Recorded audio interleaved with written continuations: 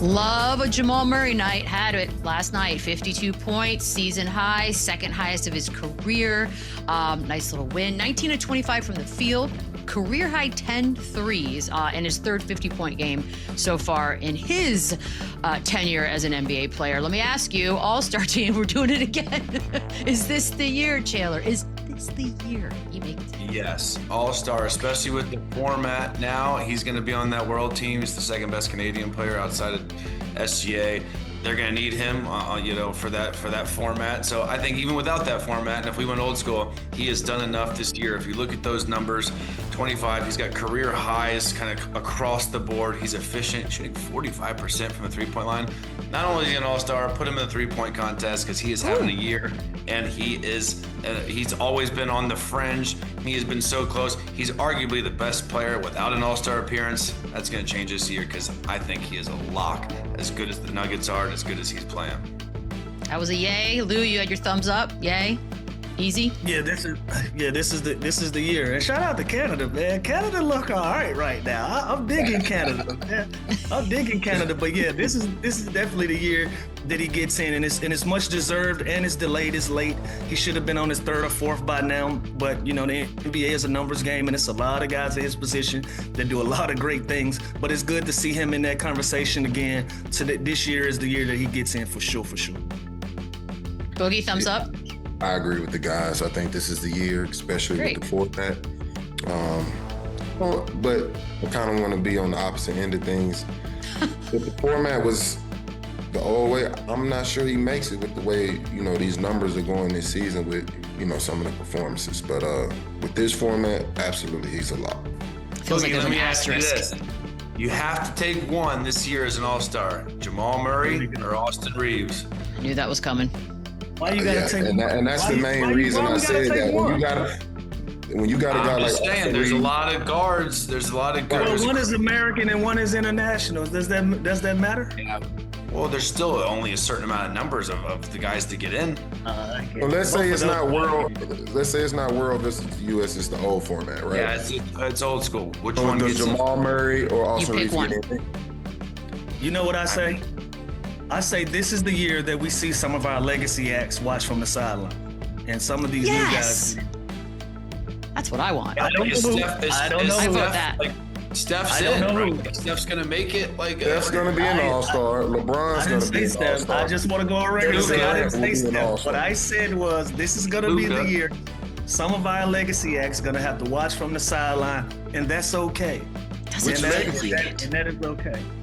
If you But there aren't that many legacy acts left. Nobody's so it's making. LeBron. But look, Jalen Williams' spot's open. That's opened up. We had him as an all-star. Austin Reeves is averaging. That might be Chet. That could be Chet. Chet's in. Chet's in. I'm just saying, these guys are playing lights out. Austin Reeves is a shoe-in. Jamal Murray is a shoe-in. They got to figure it out. If one of the two of those guys don't get in, I ain't trying to hear it no more. Turn this thing into. Is De'Aaron Fox an all-star this year? No. He has better numbers. I don't know. Guys, this was not supposed to be an all-star fight. I don't know. Wemby's gonna turn it into an all-star fight. I know. Just turn it into an all-star fight. I was looking at the numbers and they're spooky similar and they're right there in the ranking. So I'm like, maybe it comes down to one of those two guys. I was just curious. You guys take? No, when Chandler does this with his pen, we got to go to a break. That's when he turns into a numbers guy. Quick break. Yeah, go ahead. Right back to Chris Paul. So, more Shams reporting that Chris Paul and Ty Lue were not on speaking terms for several weeks leading up to this move, and that his leadership style clashed with Ty Lue and the Clippers. All right, Lou, I'm going to start with you, obviously, on this one. Did any of that change anything, stuff that you already knew? What do you think about the latest reports? Yeah, not too much change for me. At this point, everything gets magnified when you're losing basketball games, and the Clippers are doing that right now. They're in a tough run. They look bad as a basketball team, and they've taken accountability there, and they've recognized that. They got a good win in Atlanta last night. That's the start of good things. But when it comes to Chris Paul, and it comes to Ty Lue, and you're talking about culture, when you're not winning games, and you got a guy in the locker room, and his name isn't Kawhi Leonard, and it's not James Harden, and he's trying to get everybody on the same page, and you don't know what his tone or context is when he's trying to do this day in and day out, from the staff, from the locker room to, all things. Everybody knows that Chris Paul has been this type of leader his entire career. He's always been boisterous and always has been opinionated, has always been a captain, a leader, somebody whose voice, has been taken into consideration. When he speaks, people listen. And when you get to a certain place in your career, if the squeeze ain't worth the juice, you get into a scenario where people don't really want to hear you talk or what you got to say, especially when you're on a team with a bunch of veterans. Like, there's not a lot of young guys on this Clippers team, right? Like, it's not a rookie or second year, a bunch of young guys that Chris Paul can run around and put his arm around and push them forward. No, all of these guys are peers of his. All of these guys are veterans just as much as he is. And so when you're losing, and some of these guys have been on this roster, a number of years at this point, and Chris comes in and he has a bunch to say, has a bunch of bossing around to do, that can be taken the wrong way, or guys just simply ain't trying to hear it. Ty Lue probably just wasn't trying to hear it. And so, seeing Chris yesterday on FaceTime with Blake and DJ, I actually was on the phone with DJ when that call came in, and he had to get off the phone with me. Looked like he's in good spirits, man. It looked like he's in good spirits, and I'm making that judgment based off of just seeing him smile from a screenshot.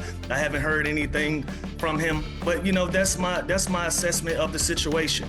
When you're not the Chris Paul that everybody's accustomed to seeing, and you can't go out there on the floor and put those numbers on the board that guys are used to you seeing, but you got a lot to say and trying to hold people accountable, it could be taken the wrong way, or guys just simply ain't trying to hear it. In my opinion, that looked like that's what the situation was with this Clippers team.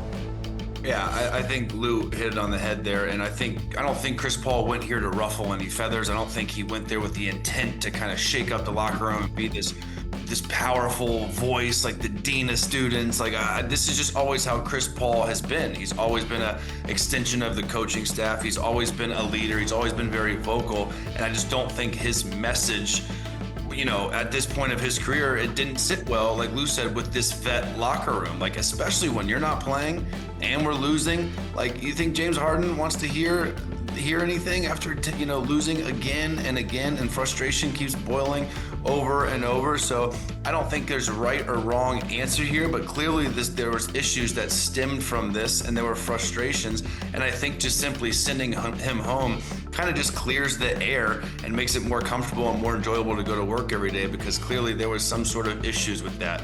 Now, on the flip side, this is Chris Paul. This is why you brought him here, for that kind of leadership. This is what he is, a Hall of Fame player that deserves ears and respect and to listen, and another, like I said, an extension of the coach. My last year in Atlanta, I had Vince Carter in this similar role with Atlanta, and he did the same thing. The difference is that team was super young and they were rebuilding, and they accepted it. They took his advice. They loved Vince Carter.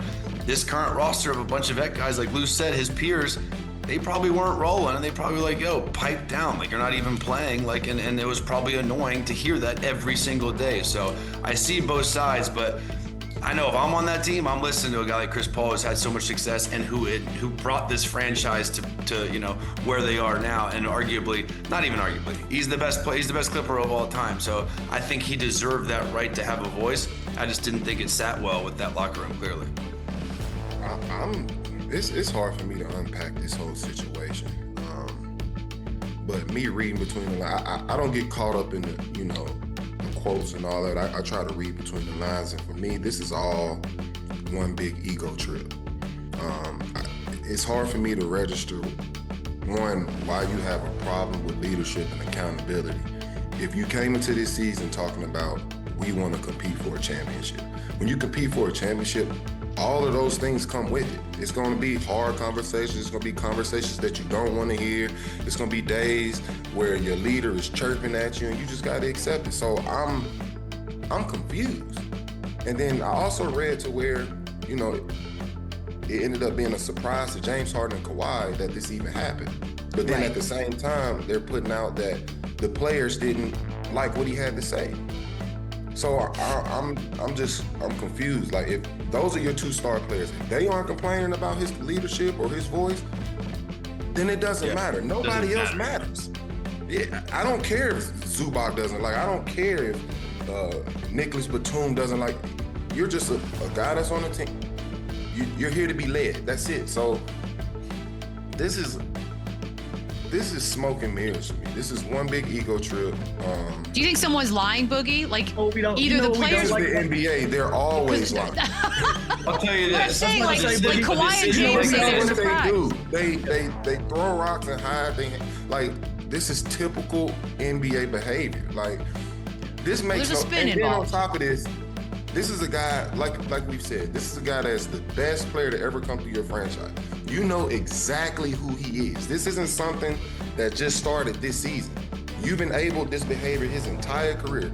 You signed him at the beginning of the season. You know exactly who he is. You know exactly what he brings. And a month in, 2 months in, all of a sudden, what he brings is a negative or an issue. Like, I'm confused.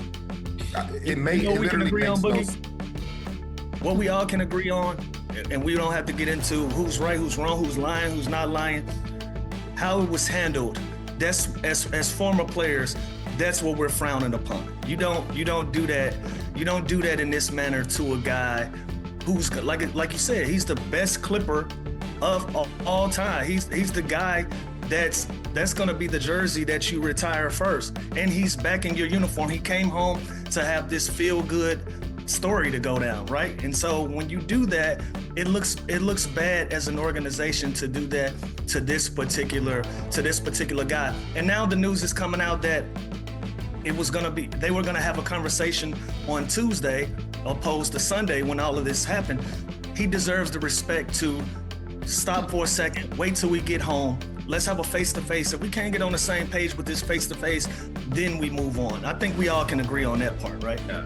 No doubt. 100%. And I think we also can agree that a decision like this is not made without Kawhi Leonard and James Harden being somewhat aware. Like, I'm not accusing anybody of lying, but those are the two best players. But Those you're are the not franchise. shocked. They're making all the money.